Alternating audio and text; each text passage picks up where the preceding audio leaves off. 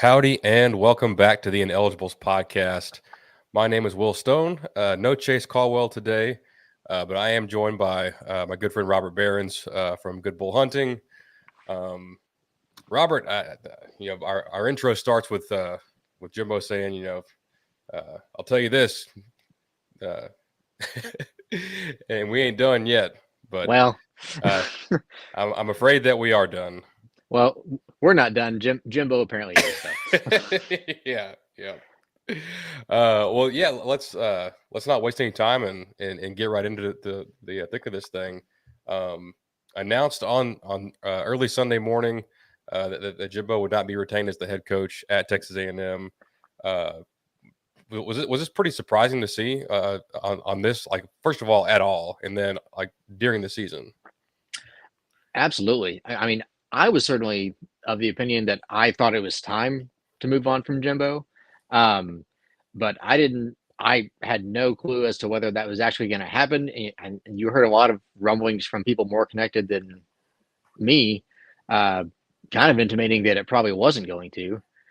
And but then, yeah, all of a sudden, we all were sitting there in our pajamas on Sunday morning when the news broke.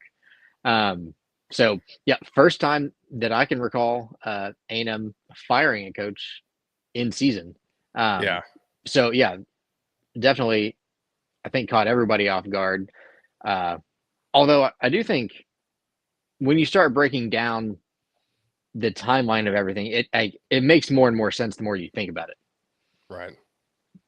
And that plays into we're playing ACU this week. So if you're worried about the firing being a distraction and that having a negative impact on the field, I mean, it may impact the players, but you're not gonna lose to ACU. All due respect to them, but Yeah, A&M's gonna win this game either way. So from a game perspective, if you're gonna do it in season, it makes sense to do it right now.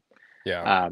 And then just, I mean, the way the college football calendar is structured now, the transfer portal opens in December. Obviously, it's open right now after the firing, but then you Yeah. also have early signing day looming just like a month away, and so you can't wait till the end of the season to fire a coach and start looking for someone else. Yeah. So you have to move, you have to get your new guy in place so you can actually try to hold together your signing class. Right, and obviously, like, we're not expecting an announcement this week or anything, but No, uh, and of course, like, they are going to have their back channels and reach out to agents and whatnot. But this, like, signals to the country, hey, this job is open. Uh, these are what our expectations are. Our current coach wasn't meeting them. We made a change, and we're looking to move forward in a different direction. And the coaching market, in terms of like jobs coming open, it's not really a big year. Like, maybe if, like, the only other big job, like truly, like, top 15, top 10 job would maybe be Michigan if they get in trouble with Harbaugh. But I think they like their OC Sharon Moore quite a bit. So he coached the game this past weekend. He may just be a plug and play if Harbaugh chooses to move on, or if something else kind of happens there. But like, I think Mississippi State announced today that they fired Zach Arnett. There's rumors that Arkansas can make a move with Sam Pittman, but in terms of the like big time brands, like, it's good that you're not battling with an LSU or a Georgia or USC, something like that. Like, A&M should be the like the biggest program, or like best opening on the market, and I'm not sure what direction they're going to go, but that should make us feel a little bit better that you're not having to outbid like some of the truly like blue bloods of the sport.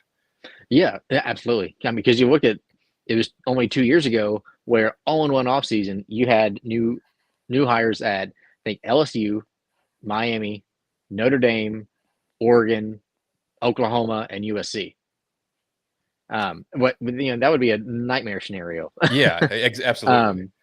Just because as good a job as A&M is, it's I don't think it's the top job amongst that group, and that's Yeah, I think it's surprising to me, just because I think you and I are on the same page where I felt like it probably was the smart thing to do, which is why it surprised me because that's not what A&M typically does. Yeah. But this made a lot of sense to do it early, but like to even do it at all, I was skeptical. And to be completely honest, I was dreading, you know, trying to maintain this podcast for the next offseason with a lame duck head coach. Yeah. And I was like, what the hell am I going to talk about? Like, I have zero faith that our current coaching staff can get us to where we want to go. And, it was going to be frustrating if we had to endure that. And obviously, it's not cheap. We'll get it into the buyout here in a bit. But props to the Regents and Ross Bjork and who all like whoever went into making this decision to actually make it and realize that, hey, this is not where we want to be, and it's time to make a change now and not wait for another year. Because I think that the first time it truly clicked for me is like I was just seeing like, oh, like 77 million, that's so much money. Like there's no way we pay that. But a few weeks back, you lined out in a post on Good Bull Hunting that if you wait one more year, it saves you like not very much money. Like you still have to pay Yeah. like several years of installments if you fire him now or if you fire him next year. Like it was very little difference. And if you're going to end up doing it anyway, why not just go ahead and get it out of the way? Yeah. Yeah. Essentially, because you're only paying 20% of the buyout up front, and then the rest of it is just financed over the remaining years of the contract, which right now is 8 more years. Yes. So you're right. If you wait another year, it saves you a total of, like about $9.5 million.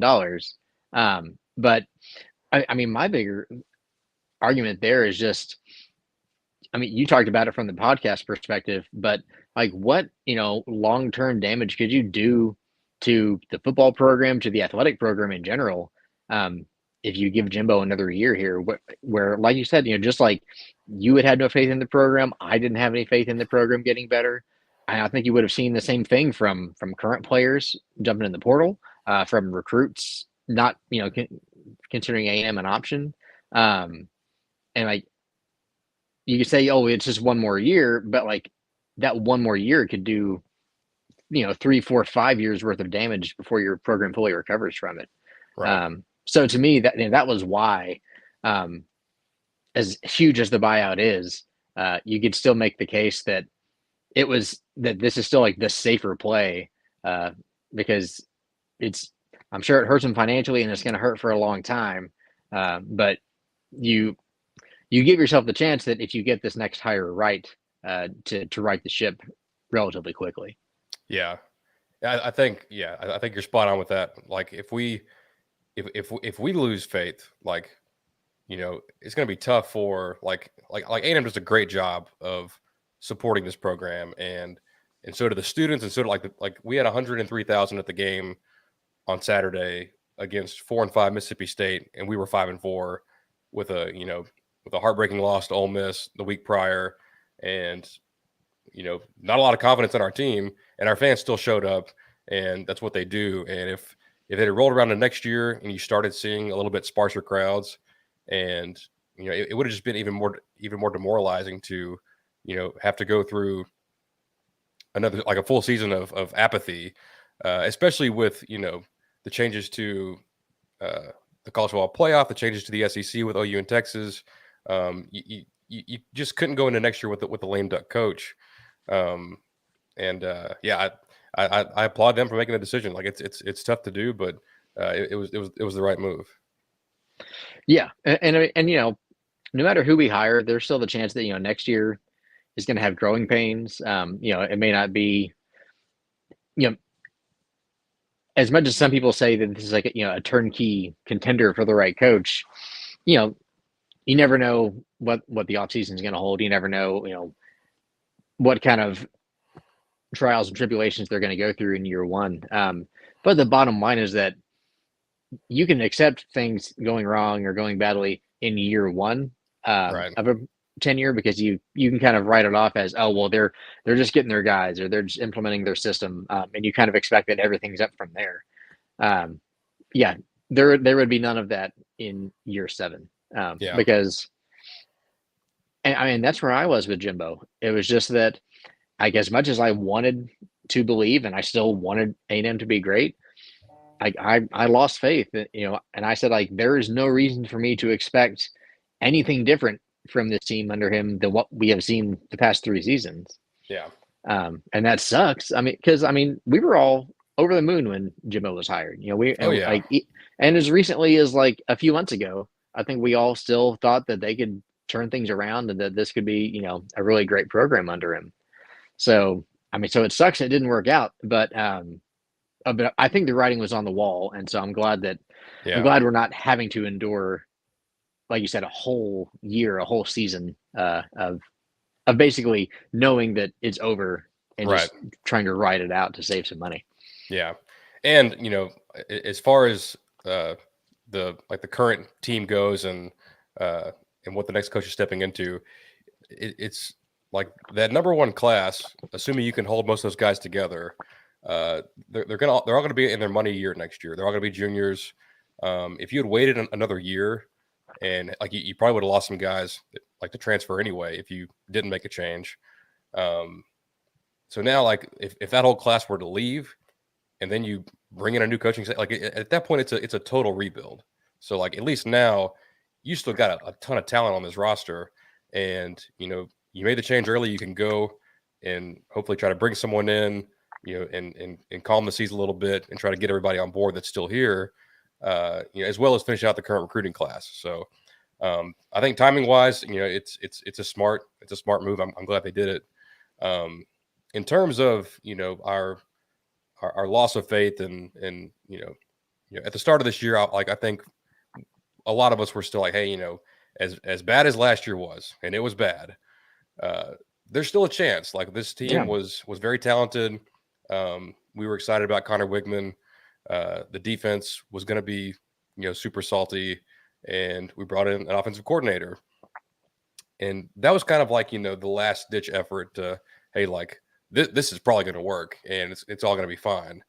But I guess at what point this season, like for you, were you finally like, hey, like this is not it. It's not going to work. It's over. For me, I think when the worm really turned was the Tennessee game, because like Miami sucked. Like it was kind of like almost unexplainable how that Yeah. game happened. But you kind of, it's the first game of the season. You're like, well, it's a non-conference game. Everything's still in front of us.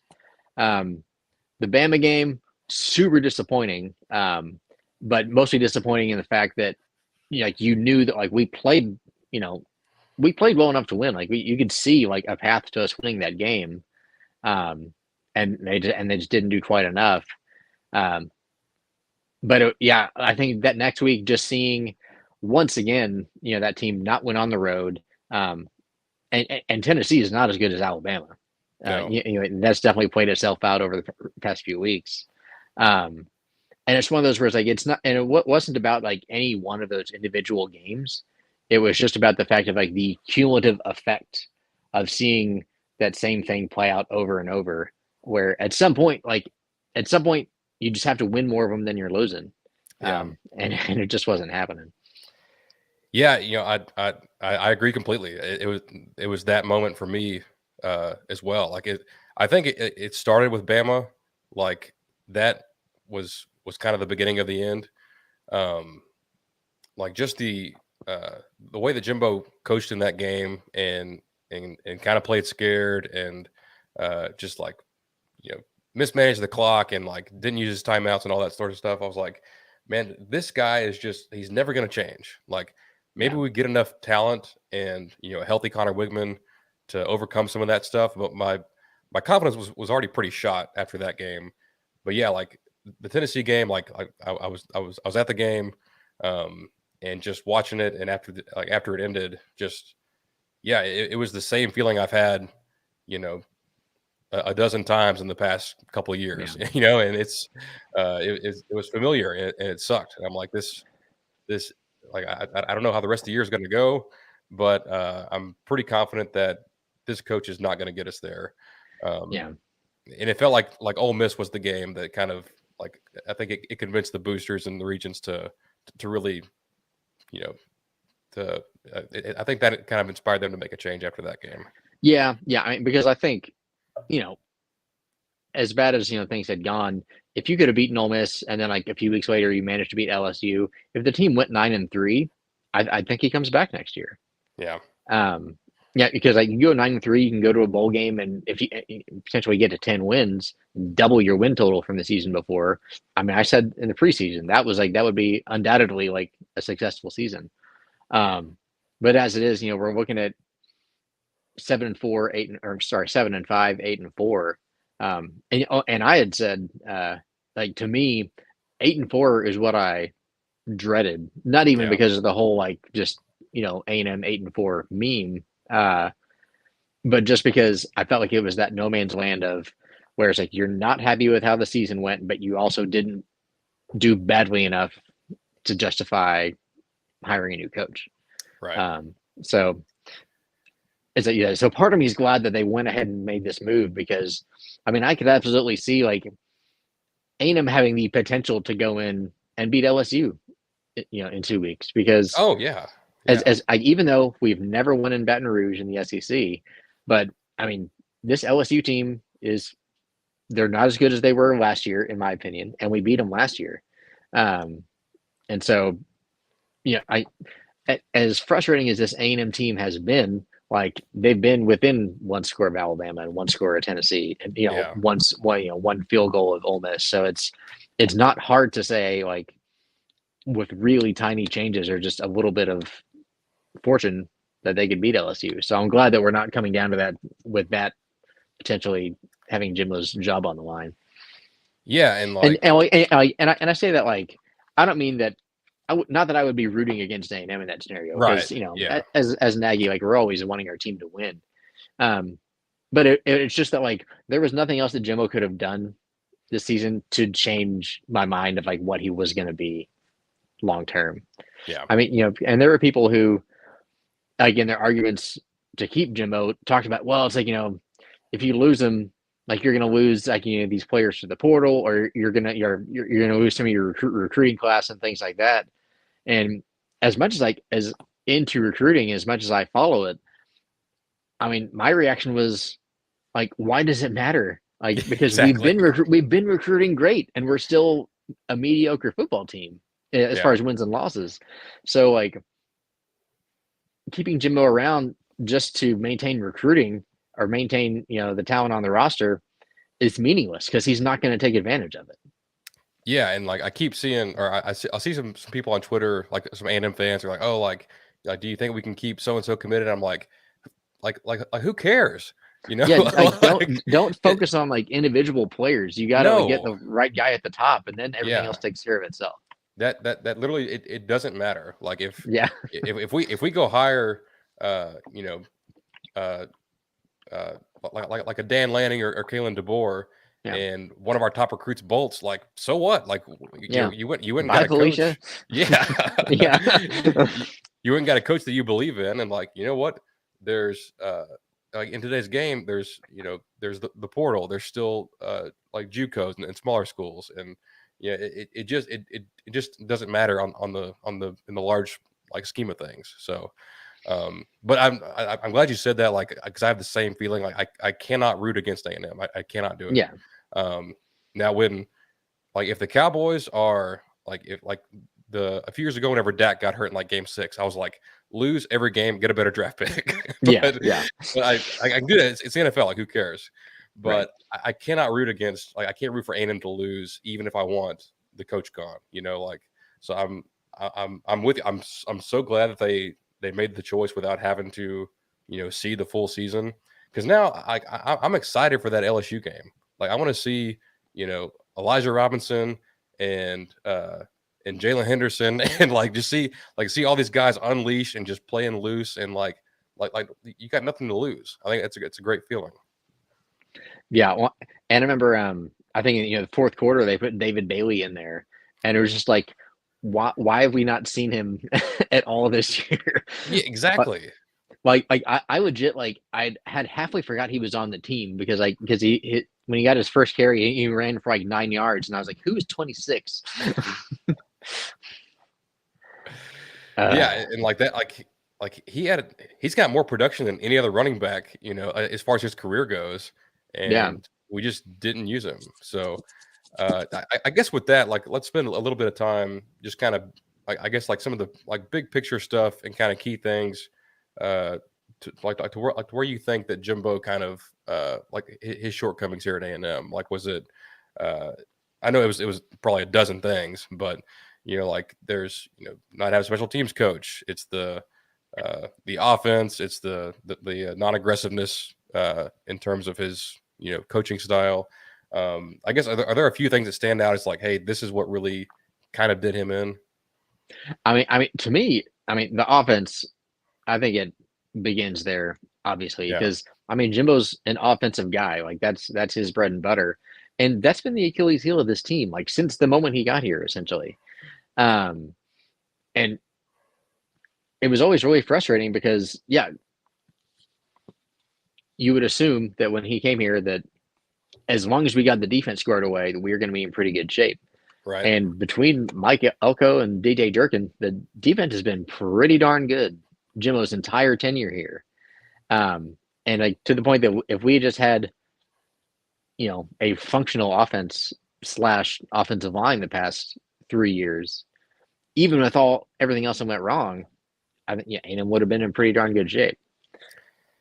Yeah, yeah. I remember like back when I was in school, like 2013 and 14, we couldn't stop anybody on defense. Like I remember watching Missouri run Yeah, for like 300 yards in a quarter against us at Kyle Field, and that side of the ball, for the most part, held up its end of the bargain. And when you are an offensive coach and quarterback whisperer or whatever else, like whatever other moniker you want to put on it, that side of the ball underperformed throughout his tenure, like pretty much the entire time he was here, and it actually got worse year over year. yeah, And that's probably the ultimate, like, hey, this, like, he's just so stubborn and stuck in his ways, he wasn't going to change. And that's probably, that's probably the biggest factor in his undoing. yeah. Well, and I would say, and a big component of that is offensive line because really, people talk about it this year, but like 4 of the last 5 seasons, the offensive line has been terrible. Like 2020, it was great, but every other year since 2019, the offensive line has been really, really bad. And that's not even something unique to A&M. That was true in his last couple years at Florida State. Yeah. And so, people talk about, oh, well, it's Steve Adazio, or they try to excuse the overall results because we keep losing our quarterbacks for the past 3 years. But it's like, no, but the offensive line sucking is why we keep losing our quarterbacks. Like when they get hit more than anyone else does, they're going to get hurt more than everybody else does. Yeah. And at some point, it's like, that's not something that you can use to excuse Jimbo, because like Jimbo's a culprit in that happening. Because just at some point when it happens over and over, it's not an anomaly anymore. It's Yeah. just like something is going wrong here. Yeah. I think if you were honest with yourself and like looked at the last 3 seasons, I think really and truly there were 6 quarterbacks that suffered significant injuries. Like in 2021, obviously Haynes King missed the whole season. Zach Calzada by the end of the season was held together with duct tape and super glue. Like Yeah, the dude got beat to a pulp. he And did. then like obviously last year, Max breaks his hand. Wigman, or not Wigman, King was barely able to move around and played in that Florida game even when he probably shouldn't have. And then this year, you lose 2 more guys. And Max, I think Max this year was the most like glaring one because like he got hit every time he dropped back to pass. It felt like he he got hit more than any other quarterback I've seen at A&M. And it feels like that's. I had to go back and check and like see if the numbers back that up. But like every game, his jersey is just filthy, and like apparently he has some broken ribs, from the past couple weeks. Yeah, And it's just it's untenable. And like you can have a bad like 2021, the O line was bad. Like, hey, we lost 4 seniors that were here forever, right. and they were great, but it's an anomaly. Let's get it back going the next year. And then it got worse, and then it got worse again this year. Yeah, And somehow. yeah, and you just can't. It's not acceptable. So, yeah, I think if he had maybe made a change at offensive line coach after last season, I know it would have been three different ones in 3 years, but I think all in all, that like you said, it held him back at Florida State. It ultimately held him back here, and yeah, in big time college football, you got to be able to block, and I've seen some stats. I have to go find the numbers. I should have wrote this down, but I saw a stat like on A&M's dropbacks, they leave in like the least number of blockers like in the country. Like they don't max Mm. protect, they don't use tight ends or backs very often, Yeah. and it's like even if the O line was decent, they kind of put them at a disadvantage with the way they coach. Yeah. Well, and so much of it is, like there. Yes, guys get beat one on one, but I remember especially in 2022, so many times you just saw like there were just free running defenders because the guys just missed assignments, Yeah, and that's not on the players. Like if players are missing assignments, it's because they weren't coached well.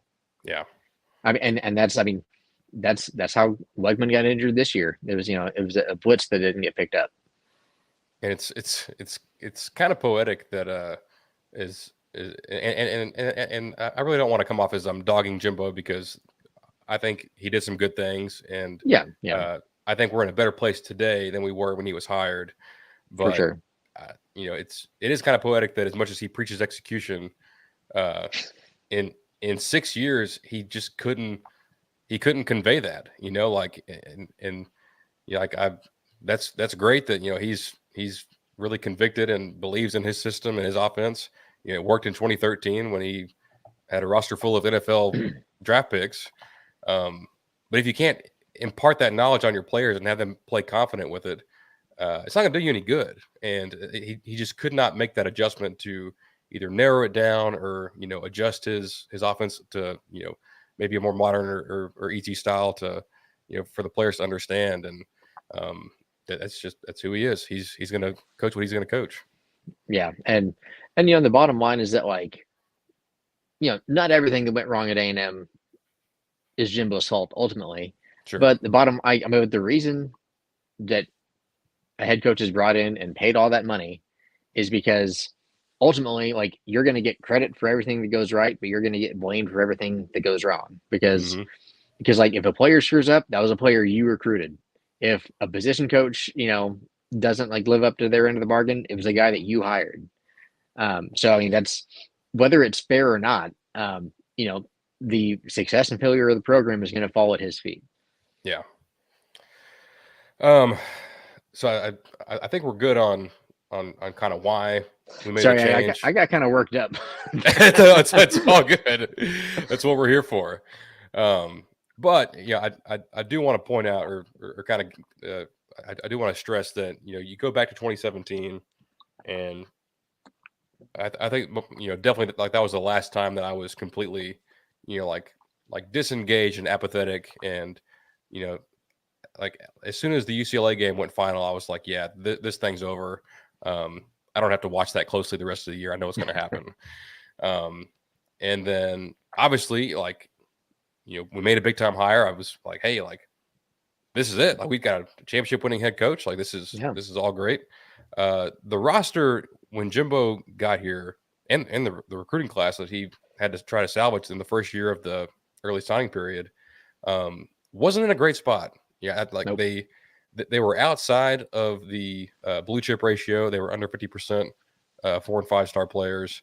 Not a ton of draft picks in the coming years. They had some for sure, but all in all, the team today is as talented as I've seen at A&M. I know in the 80s and 90s, there were some pretty stout A&M teams. This roster, if you can hold the majority of it together, is in a really, really strong position. Yeah, absolutely. And I would say, under someone, it was I think the kind of down cycle in recruiting success is a big part of what led to his teams not doing as well and ultimately what got him out the door. And Jimbo, I guess, kind of the opposite. It's that, he was wildly successful recruiting. But the fact that he was unable to translate that to increased wins on the field, that's ultimately what cost him his job. Yeah. But I mean, I think that's why it's part of why it was so frustrating for A&M fans to watch the past few seasons. But it also is what makes us so optimistic about if you can bring in the right hire, like this is not a 2 or 3 year rebuild, because as much as yeah, A&M may not be like as talented as Georgia or Bama next year, but like if you can just bring in a guy who like can say, okay, like we're gonna beat the teams that we're more talented than, and like pretty much across the board, and then we're gonna knock off a couple of the ones that you know are more talented or as talented. That suddenly like that's a really good season, because I mean that was the thing that I feel like that frustrated me this year, and it was part of why I like really kind of just was done with the Jimbo Fisher era. Was as you watch the games this year, you kind of started to realize, okay, so pretty much in the games where A&M just completely outclasses the opponent talent wise, we're gonna win. But Yeah. in any game where the talent level is even remotely close, we're probably going to find a way to not pull it out. Yeah. And he would coach in a way that would it would lower the margin of error. Like if you Oh were yeah, on like a team like Tennessee, where the talent, like A&M has a little bit more, but like they're a very talented team. It's pretty similar. Um, you shouldn't be coaching that game like you're playing, Goliath. Like this is a team that you're actually better than. Go out there and act like it and coach like it and coach aggressive. And don't try to like we're going to take it into halftime and not use our time. Like it's just not. No, it's not it. And I think that game is kind of scarred for me because like, I think yeah, it was like the turning point for me in the whole thing. So, but forgot what I was going to say. Um, in terms, and this is what I was going to say, and it's going to sound weird because we're in this predicament that we're in, but uh, the things that Jimbo was able to do uh, actually gives me more hope going forward. And before Jimbo got here, I was like, hey, A&M is in a talent-rich state. It's very competitive. They can probably sign top 5 to 7 classes pretty often, and not be as talented as Georgia or Alabama or Ohio State, but be close enough that they can knock those teams off every now and then. Well, Jimbo came in and did that immediately, and then he signed the number 1 class ever, yeah, and that's not something that we thought we would ever see at A&M. Before that, we had never broken 300 points on the composite score on 24/7, yeah. which Bama and Georgia do every single year. So I think, and it's what's so frustrating. I said this last episode. That's the hardest part of this whole sport of college football is getting the players and signing Yeah, those classes and beating out Ohio State and Georgia and Bama and and getting and getting the players. But Jimbo could do that part. He couldn't do the easy part, which is just which is just playing to their strengths. And it is. and And that's why it was so like just maddening, because yeah, like you said, it's like you did the hard part. You did the things that people said you couldn't do, and then we couldn't just find football coaches that would coach football well enough to actually utilize all of that talent they had. And yeah, that's I mean, and I even saw, we keep coming back to that Tennessee game. I saw so many like Tennessee fans saying after the game, basically, it's like the better team did not win that game. Like A&M was a better team than we were. yeah, yeah. So I've got to ask you this because it's been on my mind. With the like whenever A&M or any other school changes coaches, there's always a debate about the best job or the best this or the best that. And on some of the shows that I listen to, from a national perspective on college football, um, in their minds, A&M has always had the money and the resources and commitment, and has just failed to ever get it done. Um, is that your opinion that we've perennially underachieved? Because it kind of feels like to me that things really shifted in 2012 with the SEC and Johnny Manziel, And then we were like, oh man, we can actually do this. Let's start investing into the program. But before that, it was very kind of, uh, it just feels like it wasn't there before that. Yeah, I mean, absolutely. Because at this point, it's been about a decade. So I think a lot of people kind of forget that prior to A&M coming into the SEC, like A&M was not viewed as this like this potential juggernaut program. And people like still threw around the kind of sleeping giant moniker only Right. because it's a huge school in Texas. Um, but I think coming to the SEC and then everything from starting with Johnny, which then led to the stadium redevelopment, the facilities upgrades, and then obviously those facilities upgrades have only continued. And then you get into NIL. I think so much has happened in the past decade to like further enhance A&M's position to where it's not just a like, oh, this is a program that like, if the stars ever align, they can do really well. It's a like, no, like there's no reason they shouldn't be winning a lot of games right now.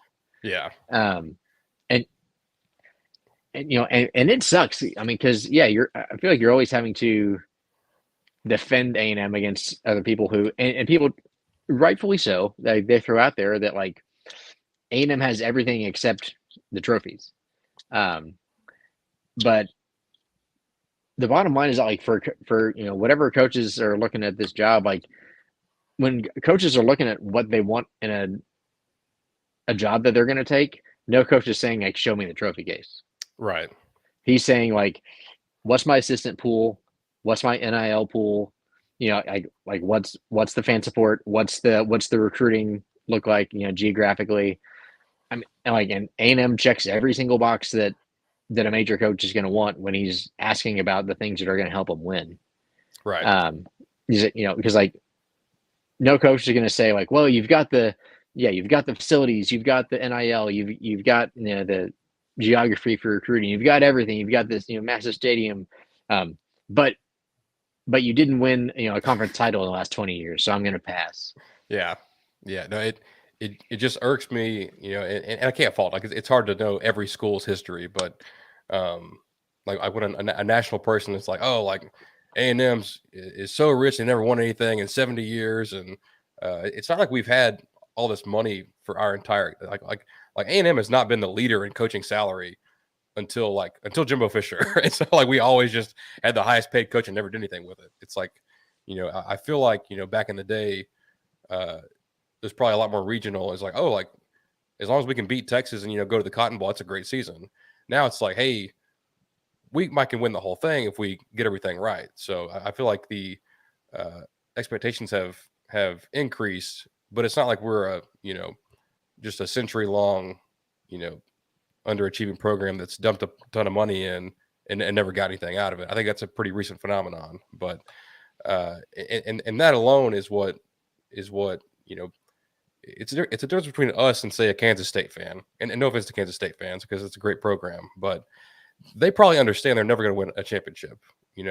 Like they're in the middle of nowhere, and competing for the conference, and getting to the Sugar Bowl or whatever else is a great season for them, and they should be happy with that.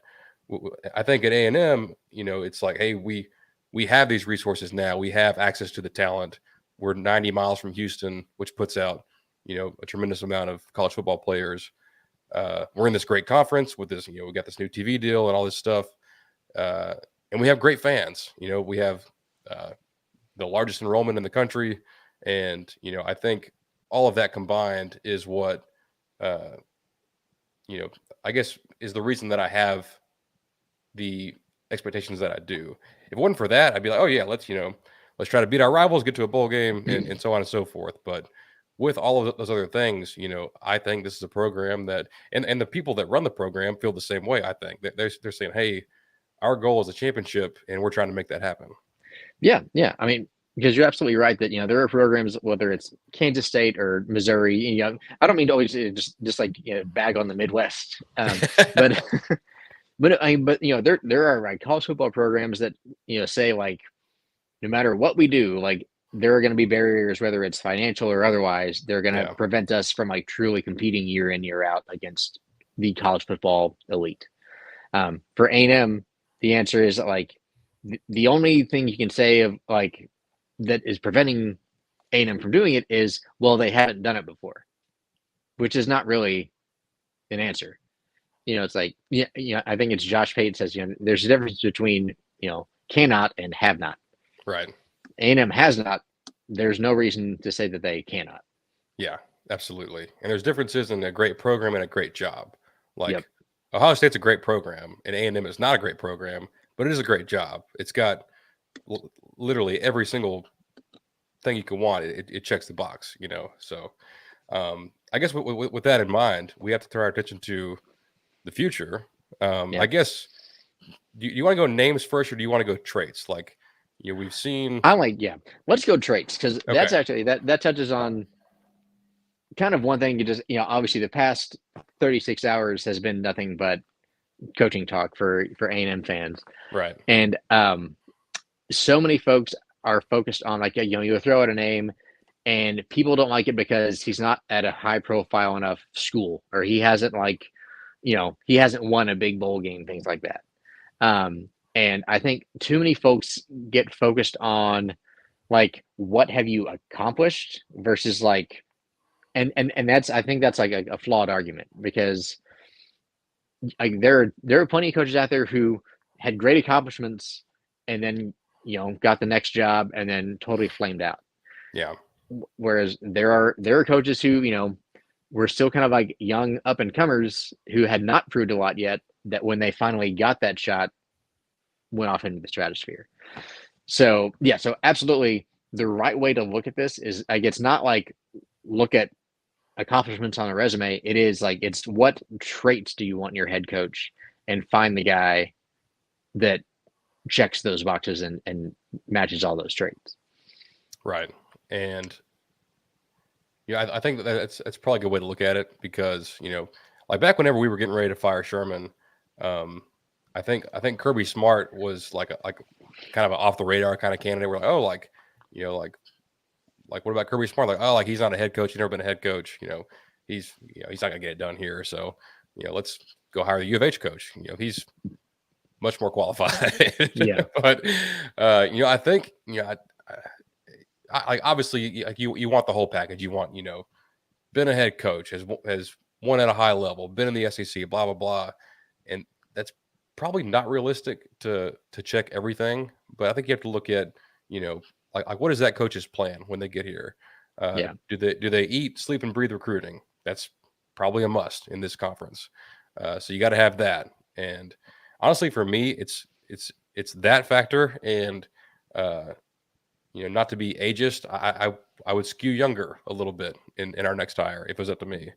I've seen every team I've ever rooted for hire old guys, and and they've just kind of been stuck in their ways, and and nothing against that, but like a guy like Nick Saban is no spring chicken, but he adapts every year. Like he's always like if the sport changes around him, he adapts to that and is even better. So that's probably the most important thing to me is the ability to recruit, and the ability to run a program in 2024. Like in what the the circumstances are and what the rules are today with transfers and NIL and all that stuff.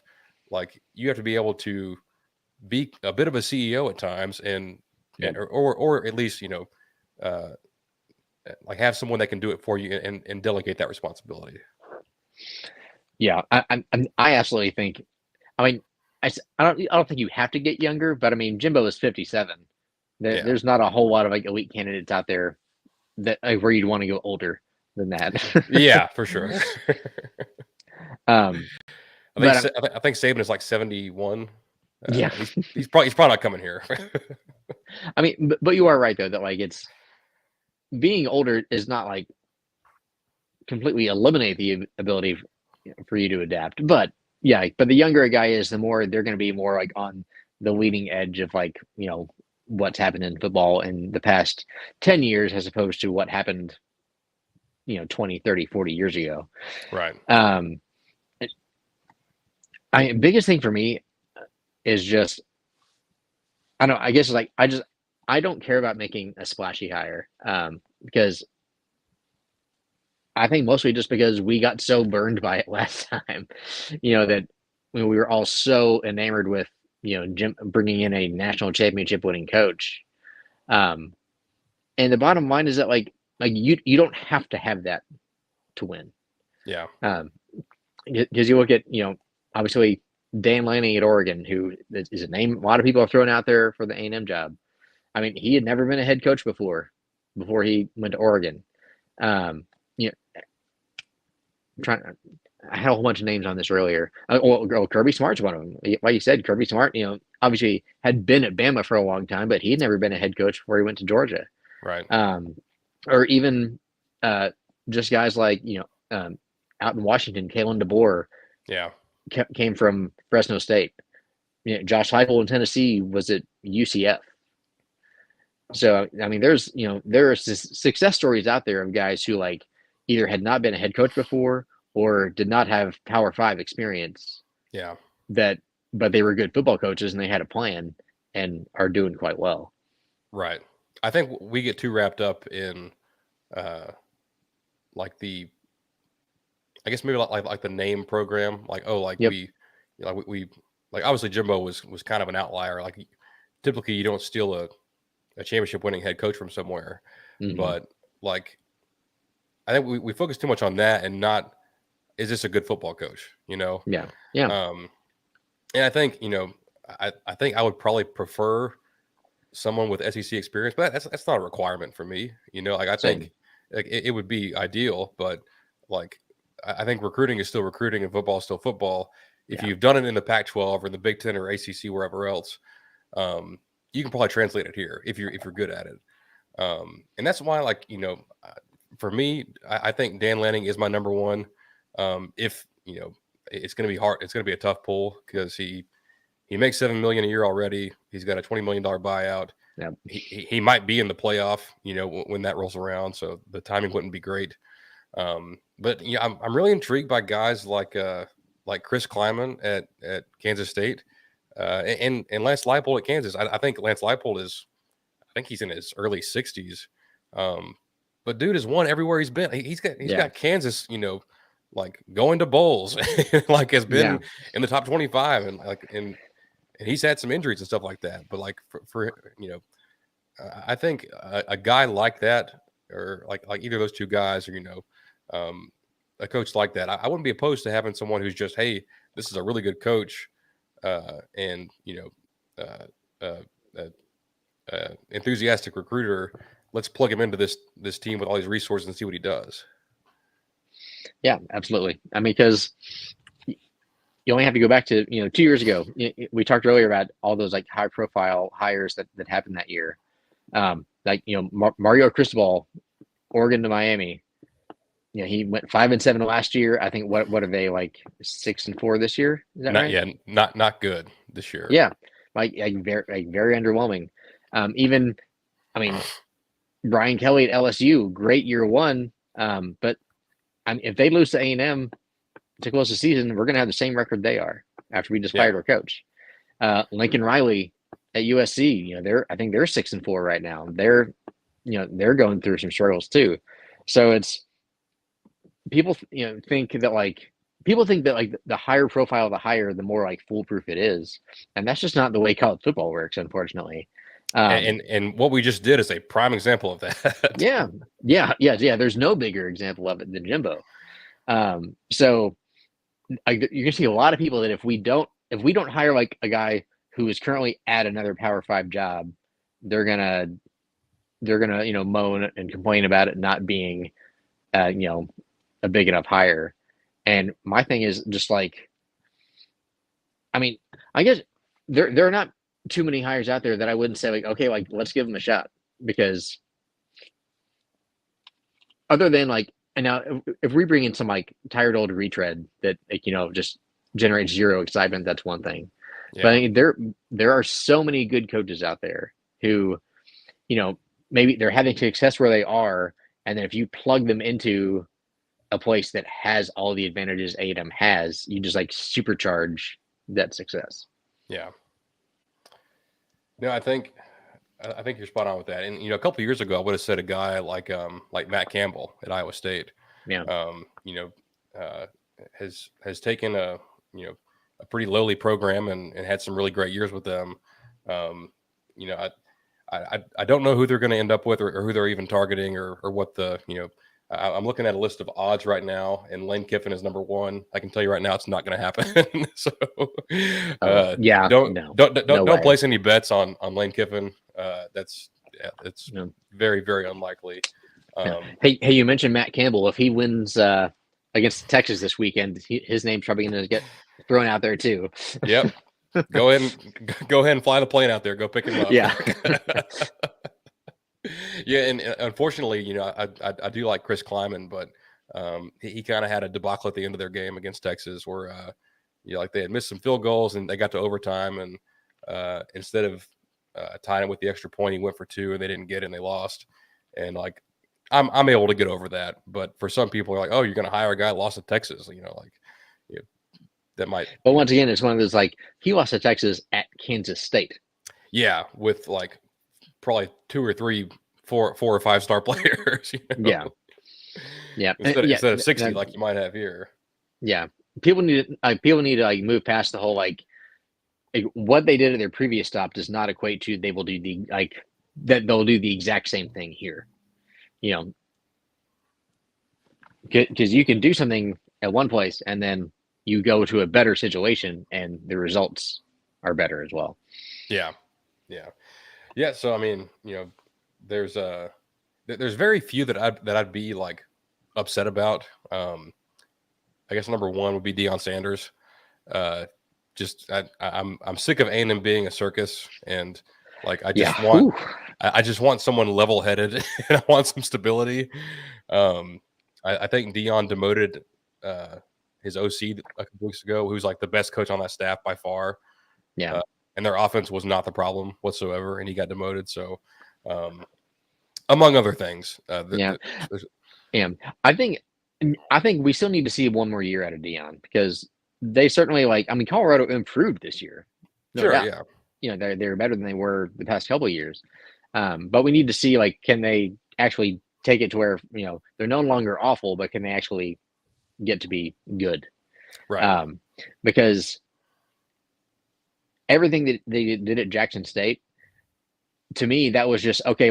You had this recruiting behemoth, by FCS standards, and so you won a lot of games. But you had the overwhelming talent advantage in pretty much every game you played. Yeah. And that's never going to be the case in the SEC. So I would need to see something from him to where it's he actually develops a program where now we're beating teams that where we are on a pretty comparable talent level, and that's right. And that may happen. You can't see that after 1 year. Yeah, that's exactly right. I think Deion, Urban Meyer. No, thank you. That's the definition of you're really truly just selling your soul to try to get a national title. Because and it's you might win one, to be honest. You might. But it is one of those I know that this game is not played or coached by Saints for the most part. But you want to have people that you can find something about them to say I can root for this guy and I like this guy. And just Urban Meyer, from all we actually know from him, seemed just like a pretty crummy dude who just happened to be a really good football coach. Yeah. So it's I'm sure the wins would be fun, but it might feel kind of gross. Yeah. Obviously, there's ties with Mike Elko. I think he's a really good coach. He's done some great things at Duke already. They might look there. I wouldn't hate it. Jeff Traylor at UTSA, obviously, huge ties to Texas high school football. I'm sure he would be beloved by the the coaches in the state, he should be able to recruit really well. Um, I don't think his name is on here. I'm gonna check really quick, but Freeman at Notre Dame. Yeah. I don't know what they're paying him, or you know, I'm sure he was thrilled to get that job, and he's done a pretty good job so far. Um, but I wonder with Kelly going to LSU, if you know, and I think when Freeman tried to hire an OC last year, they had the guy from Utah, and like the school wouldn't pony up and like and money whip him basically. I'm like, Yeah. if you're a big time program, like you need to go hire the you know assistants that your coach wants. And I don't know. I'm curious if we look in that direction at all, or what his buyout's like. A super under the radar guy that I kind of like is Jed Fish at Arizona. Yeah. Arizona's ranked right now. I don't know if anybody Yeah. knows that. No, I know. Incredible. Like they've been beating good teams in the Pac-12 after being like their win total was like 1.5 last year. Like they were, like he came into a horrible situation, and has done really well. And like he had a quarterback go down, and has been better since that happened. So Yeah. we've got some experience with quarterback injuries. And he was an NFL guy, right? He was like a Yeah. quarterback coach or something like that. Yeah, I think he was. I know he was with Sean McVay with the Rams for a little bit, but which I kind of like. Like obviously college, different game with recruiting and all that. And Jed Fish has been in college before, but some of that NFL experience, especially with how they play offense, I think it's pretty valuable. But yeah, I mean, guy just seems like a really solid coach that has gone to a program with not a lot of resources and turned them into a pretty good team. Yeah, yeah. And I think that's absolutely one of those. Even though that is a Power 5 job, that's not like a name that draws a lot of headlines. Yeah, it's not Dan But Lanning. yeah, but I mean, but could be like I said, he's like way surpassed expectations in Arizona. Yeah, One a fraction other of the name, resources. Yeah. One other name I'll throw out there is Willie Fritz over at Tulane. Yeah. Because obviously Tulane the past 2 years, just pretty much killing it in G5, and I actually didn't know this until I was looking at it just yesterday. But his previous coaching stops, he was head coach at Sam Houston. He was a head coach at Blinn at one point. So definitely has like some Texas ties, which kind of just like Jeff Traylor you touched on. That can do nothing but help you just as far as coming in here and hopefully setting up some, I think, recruiting pipelines. Yeah. So in terms of coordinators, and I guess RC is the last coordinator hire that we had. Like he was DC, got promoted. But is any coordinator out there that would pique your interest? The first one that comes to mind for me is Glenn Schumann at Georgia. Yeah. And to be honest, I don't know a lot about him. I don't either. I keep seeing his name though. A lot of people have talked about it, and he's the DC at Georgia. So it's hard to not think he's doing a pretty good job. But yeah, I don't know enough to really have strong opinions about him. Right. Because I couldn't tell you where he was. Oh, I take that back. I looked it up. He was an Alabama grad and basically started off as an Alabama GA and kind of came up from there. Yeah, I saw someone say that he has 6 championship rings from being with Does he really? with Saban and Kirby. Nice. If nothing else, that'd be the great photo op at the press conference. It's just like have him up there in the maroon blazer with like all 6 rings. Just like he was probably like the ball boy for one of those, but like, hey, he's got a ring. We don't. Yeah. I'm trying to think if there are any other. I feel like there's maybe one other coordinator out there who was a big one. I think the only one that I could think of, and I don't think they would do this, but is Brian Hartline at Ohio State. Yep, there it is. That's what I was thinking of. I think it's his first year as being the OC. I think he's been a receivers coach there for a while. But talk about recruiting, that guy will get it done. if you hire Yeah. him. I don't know about anything else about running the program, but that aspect would be just fine under Hartline. Yeah. And I'm just gonna throw it out there just because it's an A&M podcast, but it would be the A&M dream if we could get Dan Campbell to come here from the Lions. So Dan Campbell's head coach. He brings Aaron Glenn with him, who's his defensive coordinator.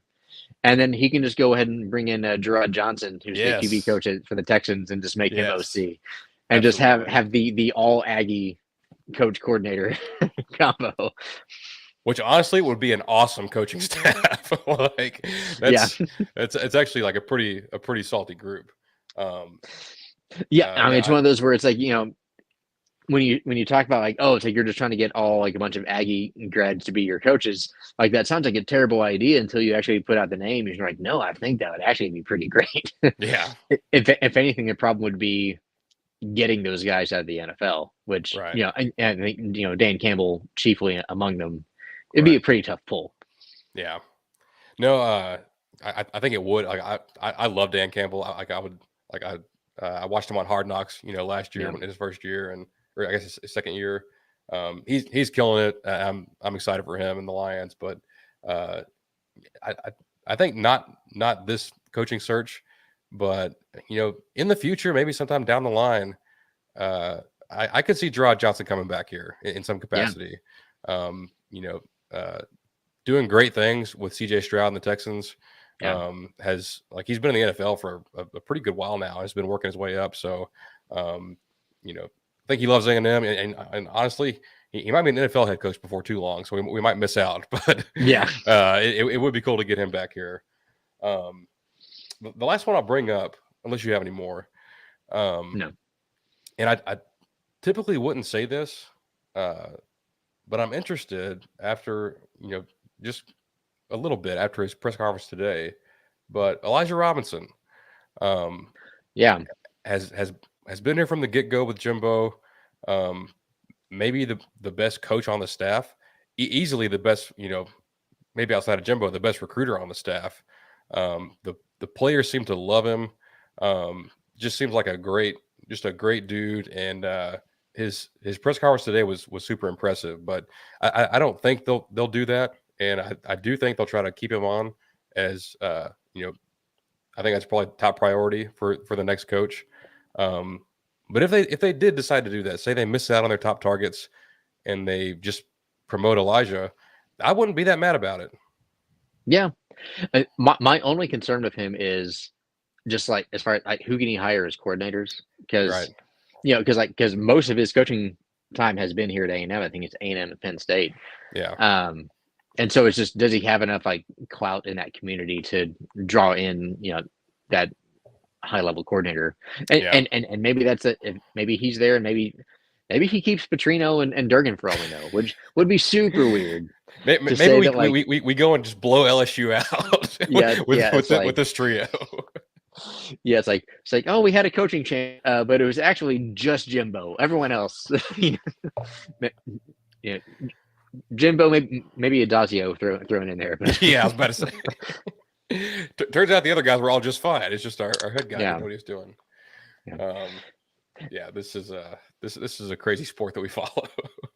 and if you're looking at resume and guys that seem gettable, there is a Power 5 coach out there who's currently at 9-1 that only makes $5 million a year, and he's been coaching in the Lone Star State for the past few years. He might be gettable. I mean, you make that call, right? You have to pick up the phone. Yeah. and call Steve. Who says no? Yeah. I remember over the summer, like some Texas fans, but I tried to mute, most of the bad ones. But there were some Texas fans talking about like if Sark had a really great year this year, they wouldn't need to extend him because they're Texas and like no one's going to leave Texas. And I'm like, you're going to extend Sark if y'all have a good year. Yeah. Like that's crazy talk. Well, nothing else. I think because he have a 5-year contract or was it 6? Do you know? I feel like it was 5, but I could be wrong. Like it'll be 3 years in. Yeah. Like if a guy like he's making 5, I mean, yeah. I mean, if he like whether if he wins a conference title, goes to the playoff, whatever. Yeah, it's like you don't let a guy to ride into year 4 of year 5 of a 5-year contract. Yeah, Yeah, you're just begging for someone to come money whip him. I don't want to talk about too much, Texas on here because I've tried to not do that, but Sure. It's weird that like they're having a really nice year, and their fans don't seem that thrilled with Sark.